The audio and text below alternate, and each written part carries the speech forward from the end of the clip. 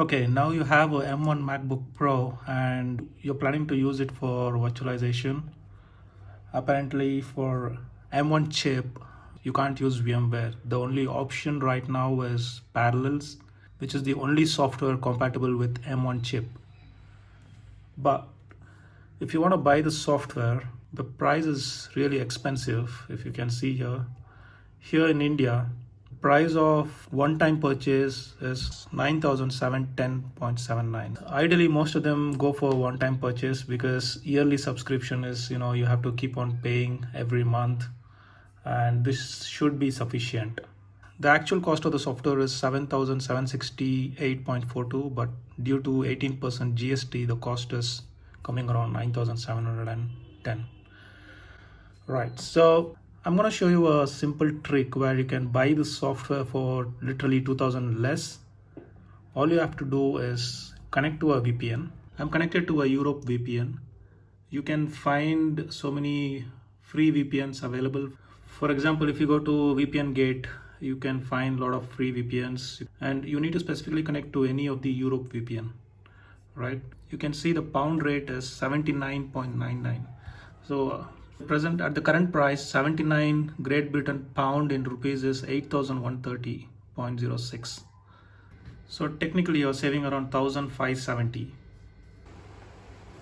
And another important thing is you need to put a zip code which belongs to UK, right? So you can get a list of zip codes. You can select any of them from here, and you can just put it over here and your email address, and ensure that the card what you're selecting has international purchase access. The software is successfully activated, and here it says about Macs with M1 chip. So Parallels Desktop uses a new virtualization engine. To create a virtual machine, you need a VHDX or an ISO image. Now is that Parallels is installed on this Mac, now we can try to install Linux.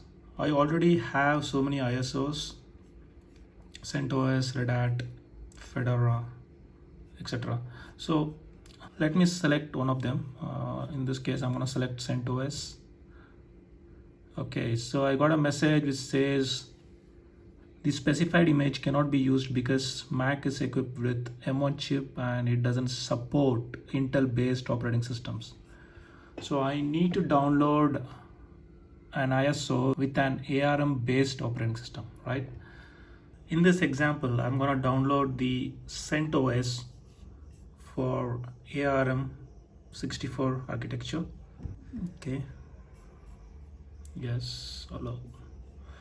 Right, so let's wait for the download to complete. CentOS ISO has been downloaded successfully. Let me try to install it from Parallels. Choose manually. Okay. CentOS. Right. Okay, so it has accepted CentOS ISO. Continue. Create. Great. It's working. Okay, it's asking me to install it. I'm gonna select install. Let's see it. Right, so I'm gonna skip this Parallels toolbox. Okay, I'm gonna install. It appears the installation isn't going through. Let's check other options. Right, so I have an option to install from the installation assistant. So let me select Fedora. It says the package size is 4.9 GB, unpacked is 6.35, download. Right, so download is in progress. Let's wait. Right, so download is completed and the installation has begun. It's asking me to set a password for this account, Parallels.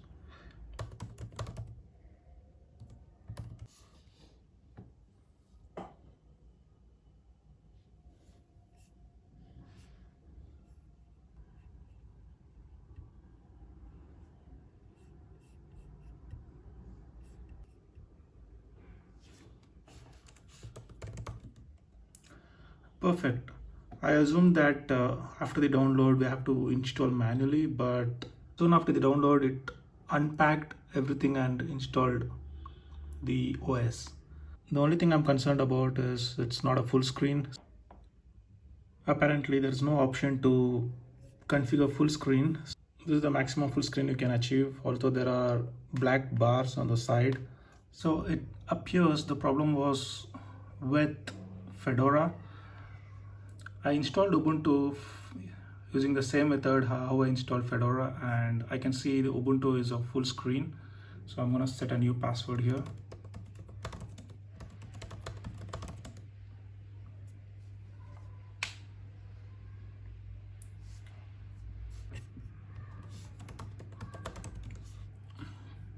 I'm gonna install some tools as it suggests. I'm gonna do this. Okay, ready to go. Perfect.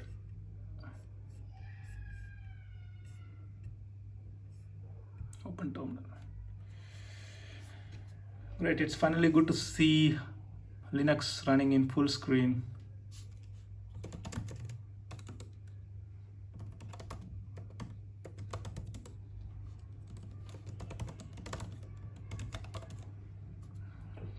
Wonderful. I hope you got a brief idea on how to install Linux on M1. I just rebooted Fedora. Let me check if full screen is working.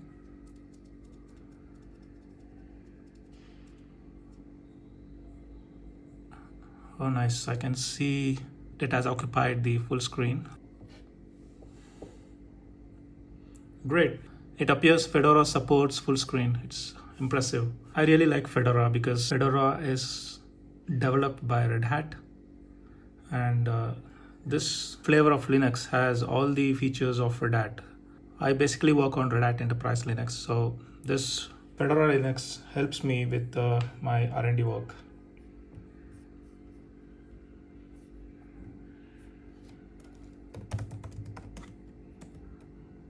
Fedora is working fine.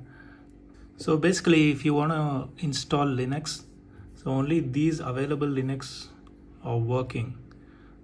Apparently, even the ARM ISO image is not getting installed. So the free systems which are available is pretty much useful because most importantly Fedora, since it's developed by Red Hat as I mentioned earlier. You do have Kali Linux, Debian, Ubuntu. At present, for the M1 chip, parallel desktop is the only way for virtualization. I heard VMware is also working to promote their VMware Fusion on the M1 chip. There appears to be a beta version release.